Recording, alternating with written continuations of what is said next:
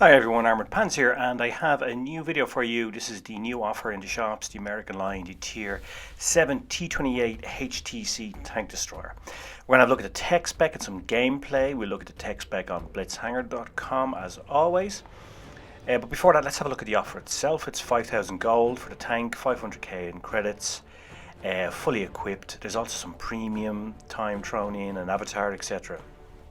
So at €15, which is the equivalent to 5,000 gold, this is a great value.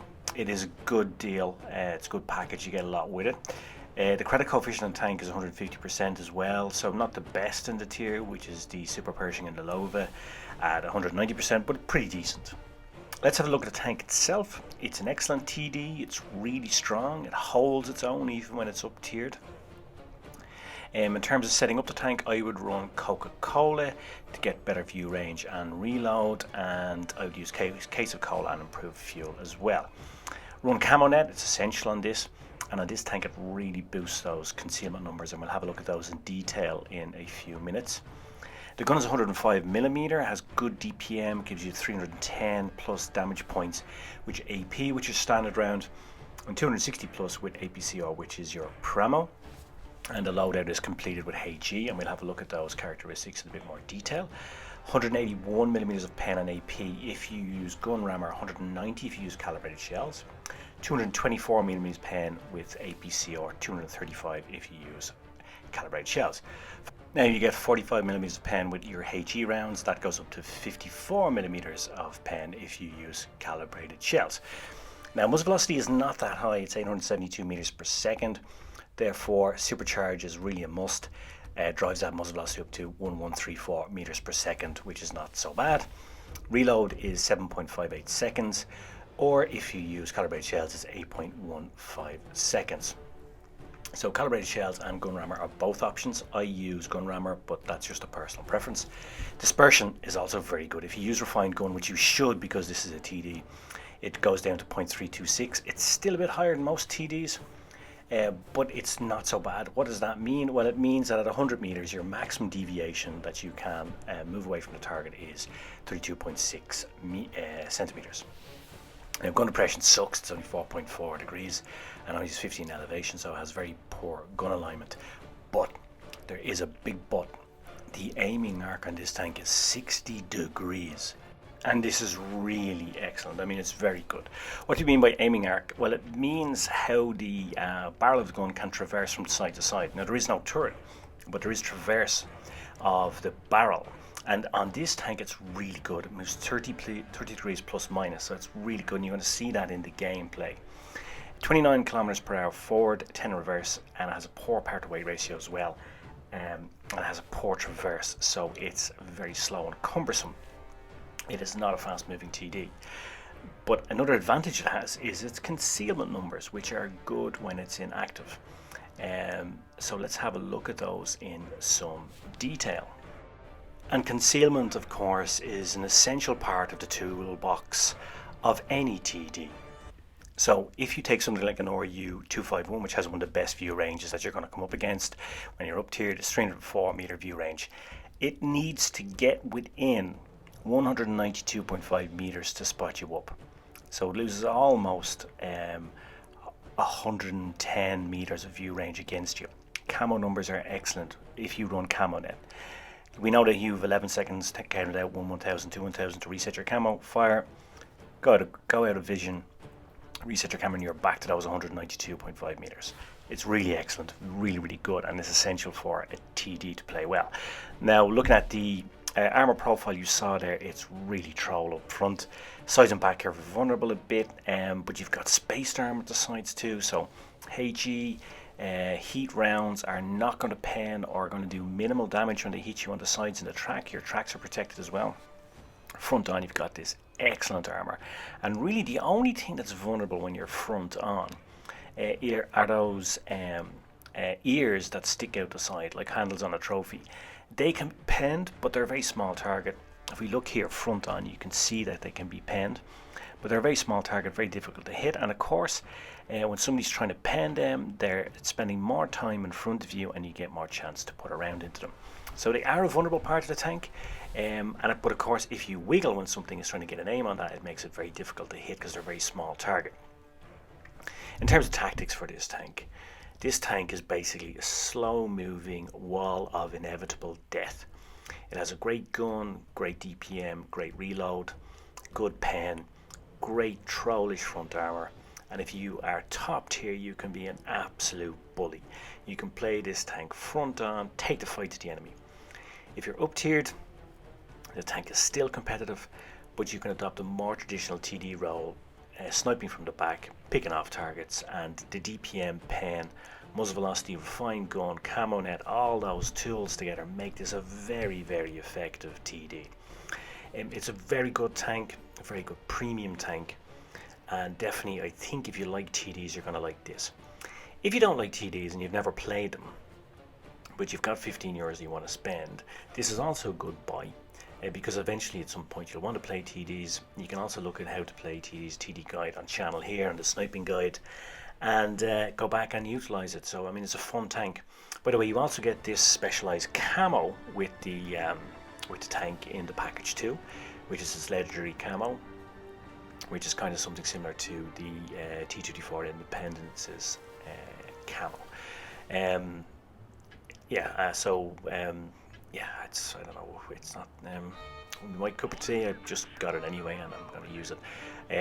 But I mean, it does look very striking with that camo. So I think, you know, this overall is a very good tank. In this game, I decided to check the setup, counted TDs, counted heavies, counted meds, and I had a feeling that B was going to be capped, so I decided to go to B. Now I want to slow it down here because I want to show you this turret arc in slow motion. So look at this. Look how far the turret can move from side to side. So you could describe that as a quasi or pseudo or proxy turret. So it doesn't turn, of course, around like a normal turret, but because it swings 60 degrees, plus 30, minus 30 from point of origin, it really is very effective, and you know, gives us a really surprising good arc of fire. It makes it easier for you to align shots, but I think this is particularly important because it really does kind of suck in terms of has one of the lowest gun depressions in Blitz, so it does need something to compensate for that. Showed an instant replay there just to show you the gun in action. The gun is really good, and if you're up against tier 6s in this, as I said, you can go frontline and bully as I did here.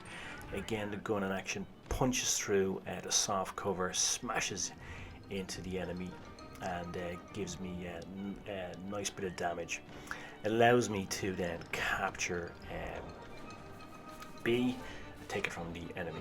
Now we're going to see here now again a bounce. Look at this bounce, slow right down. You can see that bounces right off the front of the tank there, and you are going to get bounces in this tank all day long. If you are another bounce there, if you are of course up tiered, you need to be a bit more cautious, right? But if you're top tier, you can be an absolute top tier bully in this thing. If you can keep the enemy front onto you, you really don't have anything to fear.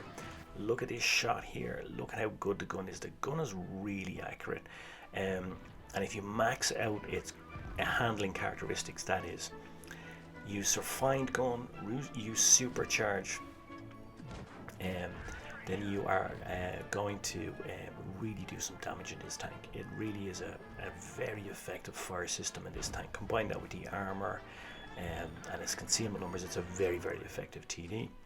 And you know, I use gun rammer because again, look here at this aiming arc. Look how far over that you can get the barrel of that gun. Again, look at that shot there on the Tiger. Look at the accuracy. Tiger's doing the right thing there, by the way. He's putting his barrel up because he's trying to block his cupola at the top, but I still managed to push by him, smash into the cupola. Gun is accurate. Gonna do a bit of side scraping here, as you can see, and again, I did take a round there from the JP. I think he was probably using Pramo, got it into me, or maybe he hit me in those ears that we discussed.